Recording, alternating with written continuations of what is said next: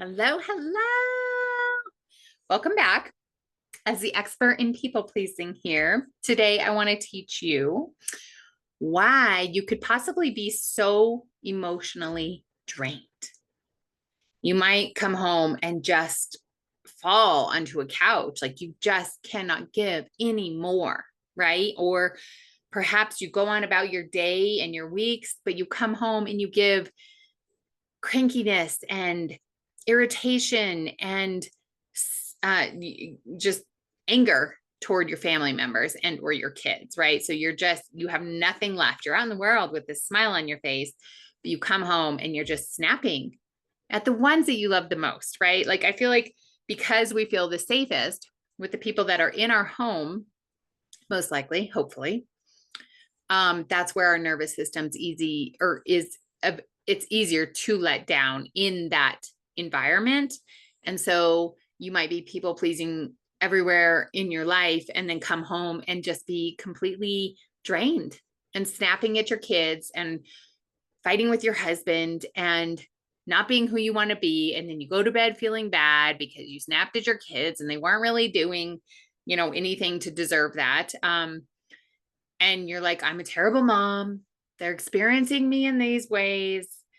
How can I do better? I'm going to do better in the morning. And then the cycle repeats, right? So you might just be emotionally drained. And typically it's because there's multiple facets, but the ones we're going to talk about today are the blocks within it. So there's a couple different ones I want to reference. Like you might genuinely, like these are things that you don't necessarily think about, but you might be in your subconscious be thinking that if I feel guilty, then I am wrong.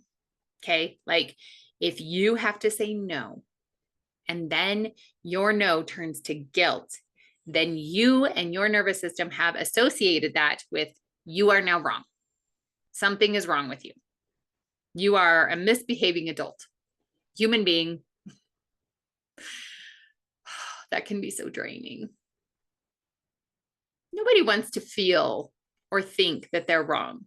Everybody has a solution and a plan and an idea, and they want to be a part of things, right? So there is a really, really gut wrenching thing when you think you are wrong. Okay. And you're not wrong.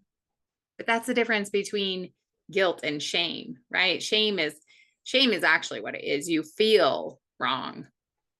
But actually, or guilt is you feel wrong. Shame is I am wrong, right? And you are not wrong. You are not wrong for saying no. You are not wrong for speaking up for your needs, but this is so new to you. Okay, so that's number one. The other one is saying no means I won't be loved.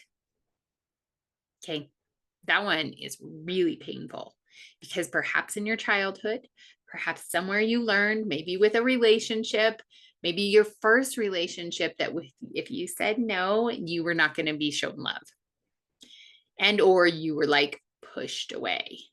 So you were not just not shown love, but then you were abandoned in a sense, right? So your nervous system learned like, I can't say no because then I'm not going to be loved. That's a heavy hitter. And when you really take a moment, if that one is resonating with you, I would really journal about that and really go back into your childhood and ask, like in your journal, or again, writing it, typing it, whatever feels good to you. It doesn't even have to be a big, long session. It can just be like, where did I first learn this? Where was the first memory that I remember when I showed up and said no, I was then somehow shunned? So awareness is key. It's so key because when we become aware, then it's very obvious when it happens in the future. So the last one is who am I without accountability? And I wrote these ones down because I wanted to make sure that I said them correct. And I said them exactly the way that I have felt them in my life before. Who am I without accommodating? You're like, what do you mean? I can have my own personality?